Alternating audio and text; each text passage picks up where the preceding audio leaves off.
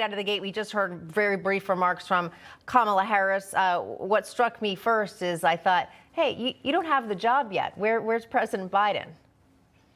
Yeah, I mean, they're doing everything they possibly can to show her in a presidential light. And the sad part about it is it's all words. I mean, we've heard this from this administration all the time about how they support and how Israel has a right to defend itself. Israel has the right to wipe out terrorists. Israel has the right to take out those people who have been killing and shooting mortars and bombs over them for the last number of years. And October 7th last year just pushed them over the edge. And I think this is a good day for those who have been fighting terrorism, and maybe a great day for those who have been under the thumb of terrorists like Sinwar. This is what needs to have happened when people do things that they shouldn't be doing. And it's in the taking out this is a good thing. But for what she said, it's still amazing because behind the scenes and working behind the scenes, she says stuff differently to other people. It sounded rather hollow coming from the vice president. Well, we just got a report from Zach Anders who said, that their administration told them specifically, do not go into Rafa. Look who they found hiding in Rafa. They found Yahya Sinwar and they killed him. So, and now she's coming out there. And by the way, if President Kamala Harris were to be that, there's your first little taste of it there at the podium, making a big speech that a terrorist is dead,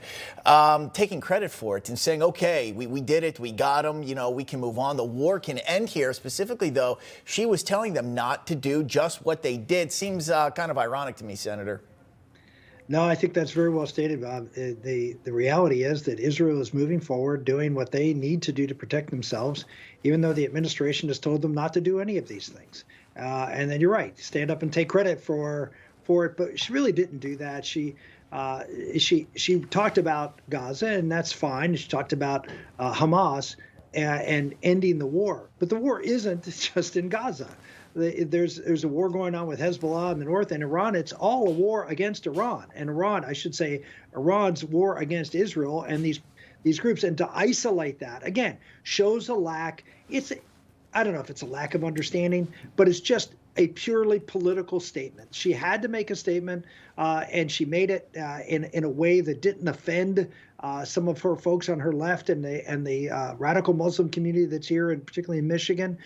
It was a purely political statement, provided no leadership, no vision, no plan, no nothing, other than congratulating the Israelis for doing something that she told them not to do. Yeah, excellent point there.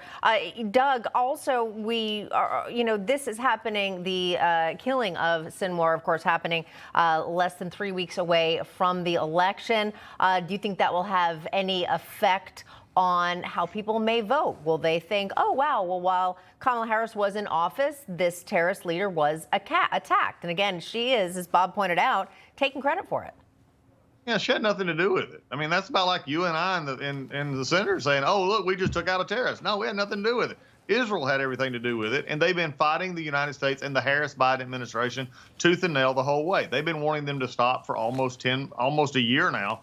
They've been wanting them to back off, not going to certain parts of the country. But Rick brought up a great point. This is all the charade on what they did with Iran by lifting sanctions, placating Iran, going back behind this, that has allowed them now to be funded to where they can fund Hezbollah, Hamas, the Houthis down in Yemen. And also the fact that, and I still go back to something that still just I've not gotten out of my head, is when she was asked about our troops and the fact that she made the statement that we have no deployed troops in the world. Right now, as we speak, we have people deployed in harm's way. And for a vice president who sat through these briefings to not know that and to say that is frankly disqualifying to me. And so make statements like she said today just even more hollow. So she's saying that the war can finally come to an end. We just had some of our B-2 bombers hit Houthi rebels in Yemen recently.